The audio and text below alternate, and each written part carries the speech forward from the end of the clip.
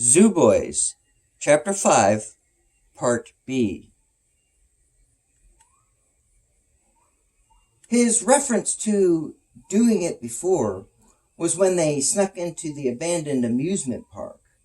He stepped forward, slinging his backpack off his right shoulder. Jeremy whispered, "Ron, did you see any holes already made on your side?" "Nah. How about you, Jer?" "Nothin'." Dave whispered too, although they were sure no one else was around. "Well, we know we got in through the side patch of woods. No fence there. But what's the fun in that? When we can—" He grunted a little as he pulled out huge wire cutters from his backpack. "We can go right in through the—" He grunted as he cut through the metal links in the fence, then finished his word. "Front! Ha ha! There you go, dogs!" With one hand he lifted the section he cut while ushering his friends in with his other hand. They scurried like chickens escaping a coop. They ran past the ticket booths, then quickly jumped the people-counting stalls. The weight from their gear slowed them down a bit, but their emotional excitement overcame any physical restrictions. Lost my place.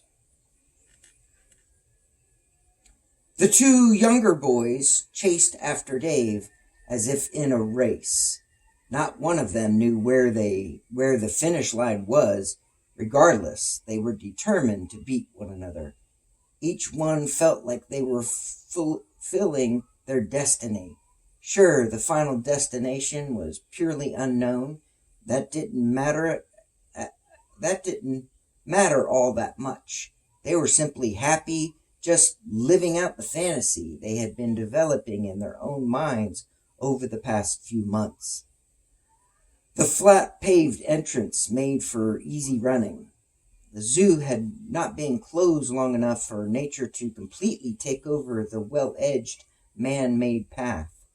Dave slowed his pace and held out his arms to his side, indicating them to stop. Ronnie ran past him, shouting, "I won!" Jeremy protested, "Did not. Dave said stop." "No, Dave did not." "Yeah, he did. Dave, didn't you say stop?" "That's what holding my arms out means, duh. See? He said stop. You ran past him, so you're disquantified." Ron corrected Jeremy. "You mean disqualified, stupid. And no, Dave's arms were the finish line tape. The winner breaks through at the end, and so that makes me—" Dave broke it up. "You're both dysfunctional. That's what you are." Ronnie tried to continue. "Yeah, but I won, right?" Dave dropped to one knee. "Shh, listen." The other two mimicked his actions. All three listened until Ronnie whispered, almost to himself, "I won." Jeremy still debated. "Shh, no." Dave said, "Shh." Dave used his flashlight like a spotlight while asking the boys, "You flick all the switches in that fuse box?" Ron claimed, "Yeah, we did." Jeremy clarified, "Yeah, I did." Dave suggested, "There must be another box for this area. Come on, we gotta find a place to set up camp, maybe find more switches, and," Jeremy jumped in, "we gotta find John." Ronnie shined his light on Dave's face. "Get that out of my eyes. Of course we'll find John. We just need more light and a place to camp out. We told our parents we're camping out tonight, and that's what we're doing." Ronnie knew he had to keep his thoughts to himself. "Yeah, we told our parents we were camping, but we sure as heck didn't tell them it was at the zoo or on Zoo Island." He also wondered if he was the only one who secretively hoped a search party would find them. At the same time, part of him was driven by his eagerness to explore. Although he had to keep many thoughts to himself, his curiosity got the better of him. So, as Dave rose to his feet, and they followed, Ronnie brought up the recent past. What kind of birds was those? The ones John had ran from. If John were here, he'd know. Maybe that's why he run or ran. Dave put his foot down. Don't start. Both Jeremy and Ron were worried about John. Jeremy's worry was greater than Ron's because he actually saw John carried off by one of the flying ants. Dave realized their need for John's intelligence, but wasn't about to admit it publicly. The most sobering thought Dave had was that they could be held guilty if John was seriously hurt or, worse yet, died, dropped, or eaten by the monster ant. As they trudged onward, Jeremy's thoughts went to John's sister. I wonder what she's doing right now. Duh, she's probably just sleeping. It's like 2 a.m., I think. I should have brought my watch. Once we find her brother, I can tell her how I saved him. I bet she'll think I'm extra brave and, I hope she don't think I'm dumb for breaking in here. Man, I really like her. She might get mad because I put her brother in danger. Nah, that's Dave's fault. I'm sure she'll think I'm cool. My sister will think I'm dumb. She always does. I just wish John's sister had a different name. All the names in the world of my sister Karen and John's sister Karen gotta both be named Karen? A grin came to his face as he laughed inside his own head. The boys had no idea that they were making memories that would stick with them the rest of their lives. They were just simply caught up in the moment. Each of them individually dismissed any consequences for any of their actions. They threw away the fear of breaking the trespassing laws. They were old enough to know breaking and entering was a felony, but they focused on the fun they were having. They even dismissed the small fragments of common sense they each possessed, casting it far, far away from their minds. Instead, just like most young men, they used what little logic they had to figure out how to take over this zoo and make it their own. Everything they knew about this place filled their minds and senses with an extra dose of serotonin, the chemical in brains that brings on mania. Everything they didn't know about this place filled their sensories with an enticing mystery and euphoria. While exploring, Dave and Jeremy thought about how glad they were that Ron didn't see John carried off. They felt that they were old enough to handle seeing some things that Ronnie was still too young to process. Ron spoke up again. I know you guys don't care, but where do you think John ran to? Maybe back to the amphitheater. That was a cool place. You think John ran all the way back to the... and almost... Well, and also, where's Quasi? Dave stopped walking. He had to get Ronnie to stop talking. We do care. I'm sure he's fine. He probably with Quasi, and Quasi will keep him safe. Heck, Quasi may lead John right back to us. After all, Quasi is part dog. This gave Ronnie some comfort. David purposely said Quasi's name several times to take Ron's mind off of John. Jeremy knew the truth. Quasi ran off. John flew off. Dave's diversion didn't help Jeremy take his mind off John, but his own fantasies about John's sister brought him the comfort needed. Dave was beginning to believe his own lies, and yet he wished he had not seen John carried off like that. Dave cupped a hand to the side of his mouth and yelled, John! We know you ran away 'cause you're chicken, but it's okay. Come back! Join us! John? Johnny boy! I'll keep you safe! It's okay! I'm sure he's fine. John is just fine. He tried to reassure himself and his friends. A short distance away, John was falling downward from the sky. He landed in the same pond Ronnie was wiggling through earlier. John landed in the center where it was much deeper. After coming up for air, he scrambled to the side. It wasn't long until he no longer had to tread water. His feet touched the bottom, and he walked the rest of the way to where the pond reached land. As he crawled out, he noticed the water had not washed away his hands completely.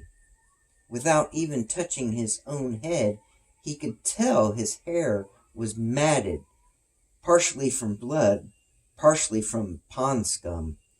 Once he was fully on land again, he realized his clothes were deeply stained with blood. He stood in the artificial light and did a self-evaluation. The ant had mainly held John's backpack while in flight, but his face had a few scratches. He uttered to himself out loud, "Ugh, my hair!" I gotta take a quick drink, my throat hurts.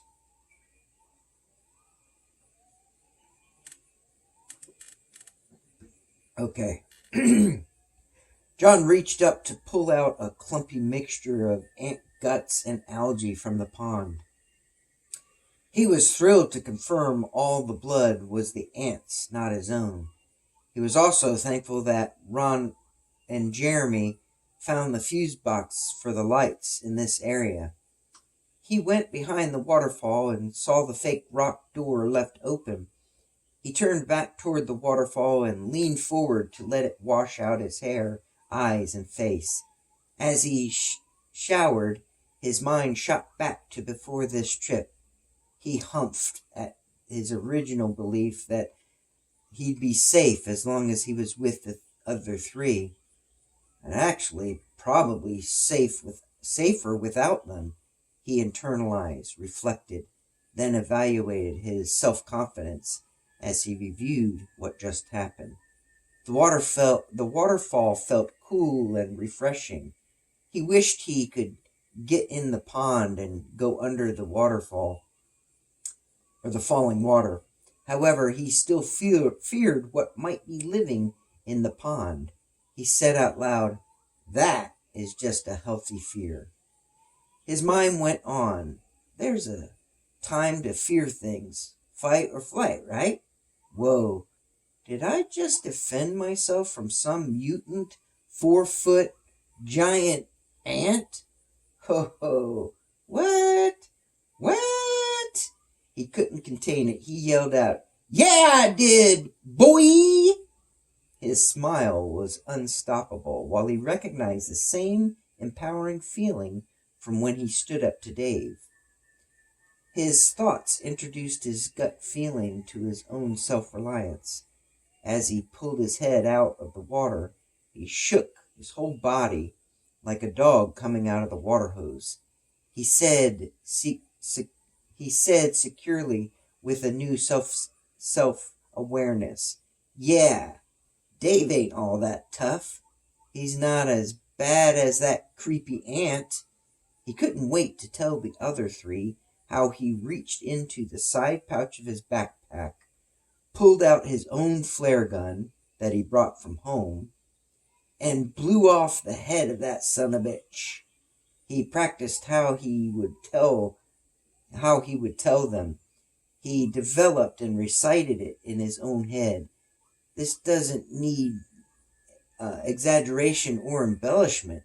The truth is better than any fiction I could add. When I tell them what happened, I'm going to be sure to say son of a bitch. That sounds cool. Instead of just saying I blew his head off, I might even say I blew his whole damn head off. Yeah, I said son of a bitch head. I blew it off. blew the son of bitch's head, damn head. Oh yeah, damn, the damn son of bitches, summer bitches, the damn effing bitch's head. He struggled with how and where to place the cuss words. He also hesitated on what words he would say. He wasn't really accustomed to cussing, but he believed the best time to use cuss words would be when he caught up with the others and revealed to them how clever, brave, and victorious he was. John smiled to himself as he planned his speech. He pictured making his way toward them and telling them how he conquered a gigantic, massive, humongous, flying, larger than him, furious ant. He knew he'd catch up with his friends soon. He wanted to be ready to tell them what he did, all on his own. He was sure that he'd probably hear them before even seeing them. But first, he searched the cave wall behind the waterfall to see if there were some more light switches in breaker boxes that Jeremy and Ron may have missed. Sure enough, he not only found one more hidden door, he found 3 more. He knew flipping them on may cause someone on the shore across from the island to notice, but it was a chance he was willing to take. Getting found was fine with him, and as a bonus, more lights meant they could see the island better. Most importantly, none of them would be afraid of what was lurking in the dark. More lights meant less dark, less fear. He flipped on every switch he found and strutted away with confidence. The others noticed lights coming on all over the zoo. They were not aware that was John's doing. It almost stopped them from arguing over who was supposed to bring food. After a brief pause, Ron suggested, "Well, no sense blaming me. We could have just catch a big bird. I mean, not like Sesame Street or like whatever that baby show is, but like one of the giant chickens that flew over the beach. You know what I'm saying? Or like that mockingbird we saw on or above the beach." Dave said, "Ronnie, you're a beach," then smiled at his own cleverness. Jeremy was trying to evaluate how they could handle their hunger problem. By this time, their tempers were sorely flared. Along with the hunger pain, they were getting tired. In Jeremy's mind, he realized that the more they cried out and the louder they were, the higher the probability that John would find them. His assumptions were right.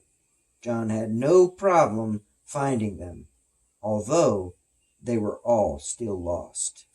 That concludes all of Chapter 5.